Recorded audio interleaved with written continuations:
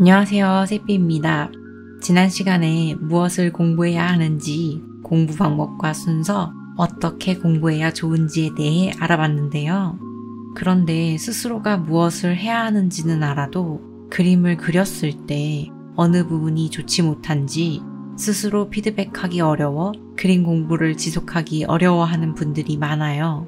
또 그림은 열심히 그리는데 그림이 잘 늘지 않는 분들, 정체기가 오래 지속되어 어떻게 해야 이 정체기를 빠져나갈 수 있는지 모르는 혼란스러운 분들을 위해 이번 영상에서는 셀프 피드백 하는 방법과 그림 일기에 대해 이야기해 보려 해요.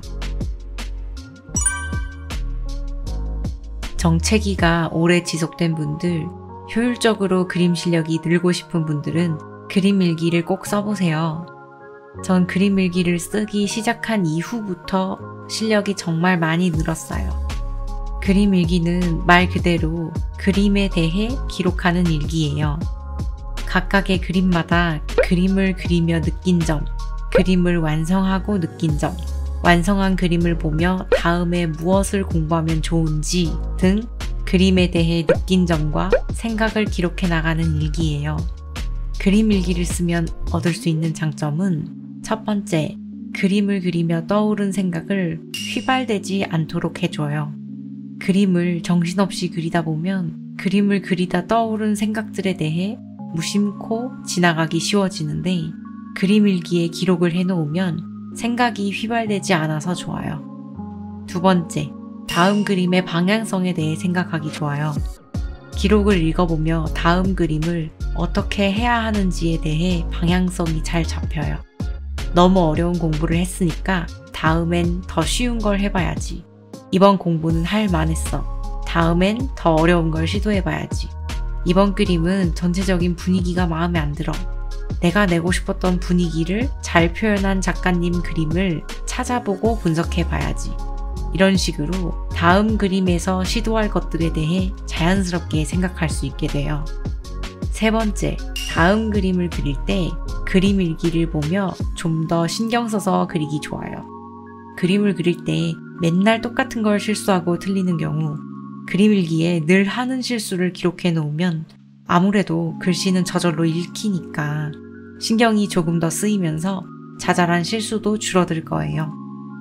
네 번째, 기록을 쌓아 나가다 보면 정말로 내 그림이 안 늘고 있는지 곱씹어 보기 좋아요.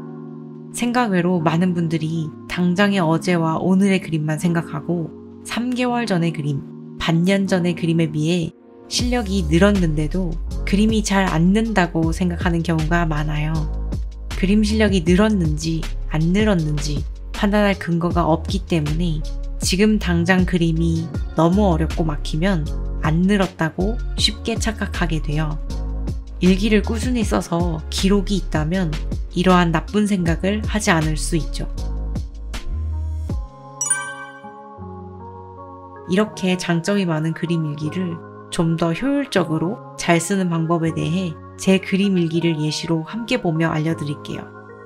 5월 23일 두상 연습, 작업시간 5시간, 그림을 시작한 날짜와 완성한 날짜, 작업시간에 대해 기록합니다. 작업시간은 어제 하루, 오늘 이렇게 일 단위로 쓰지 마시고 어제 2시간, 오늘 3시간 이런 식으로 시간 단위로 기록하세요.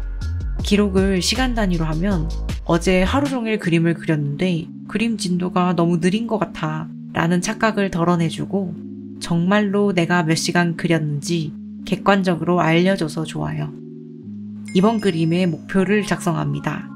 이번 그림은 지난번에 일러스트를 그리고 나서 느낀 붓터치를 절묘하게 싹 해내려는 연습을 하려 했다. 특히 머리카락이랑 장식을 붓터치로 빼보려고 한다. 그림 공부를 위해 모작하는 분들은 제 일기처럼 먼저 지난번에 그린 그림을 보면서 어느 부분을 고치면 좋을지 생각하고 기록해보세요. 이 기록을 보면서 그림을 그리면 실수도 줄어들고 고칠 부분에 대해 신경 쓰기도 좋을 거예요. 표정의 미묘함은 눈보다 역시 눈썹인 것 같다. 요즘 이 때문에 눈썹의 중간 부분을 살짝 눌러 묘하게 인상 쓴 느낌을 주려고 노력해요. 이렇게 하니까 제 눈엔 캐릭터의 표정이 조금 더 아련해 보이더라고요. 이렇듯 그림을 판단하는 기준은 나에게 있습니다. 매우 이론적일 필요는 없어요. 대비가 엄청 낮아야 하는 줄 알고 처음에 빛을 넣지 않았는데 아니었다. 필요했다. 제가 좋아하는 핑크톤의 아련한 색감 특성상 대비가 더 낮아야 하는 줄 알았는데 아니었더라고요. 홍채 묘사할 때 무엇인가 많이 하려기보단 보색을 섞는 것이 특히 중요하다. 특히 난 벽안을 많이 그리니까 안에 갈색류를 쓰는 것이 보다 좋다. 이번 그림에서 홍채 묘사할 때 갈색을 섞은 건 우연이었어요. 옆에 있는 피부 단면과 속눈썹에 쓴 갈색을 아무 생각 없이 홍채에 발라봤는데 생각보다 예쁘더라고요. 그래서 앞으로는 이렇게 하기로 마음먹었습니다. 이런 우연한 발견도 잊지 않기 위해 기록해요. 생각보다 더욱더 경계 처리를 잘해야 된다. 창작할 때도 경계 더 많이 풀어버리면 되나? 근데 조금 무섭긴 하다. 특히 스케치를 뭉개는 구간이 많이 필요해서 더더욱. 그러나 무서움을 이겨내고 해야 원하는 느낌이 날 듯. 다음 창작에서 과감히 시도해보자.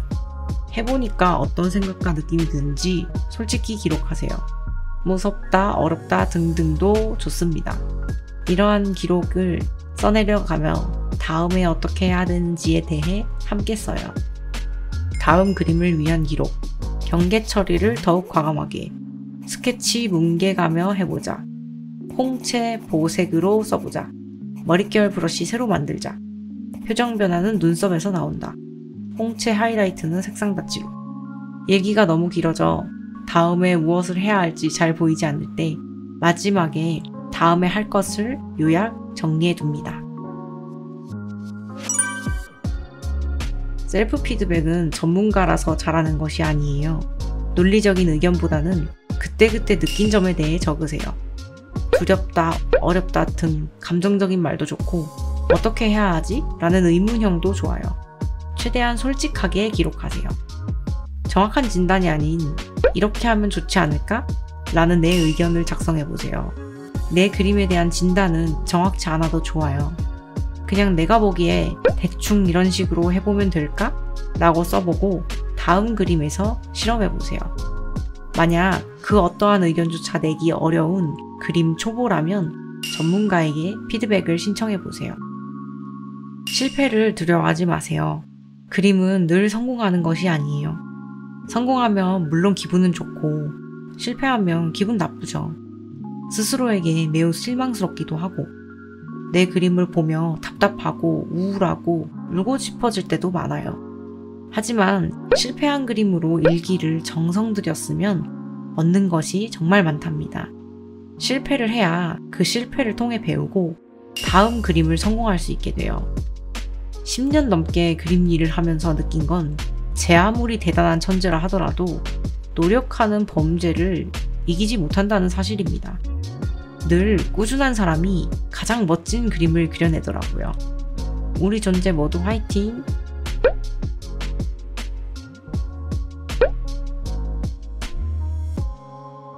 오늘도 봐주셔서 정말 감사합니다.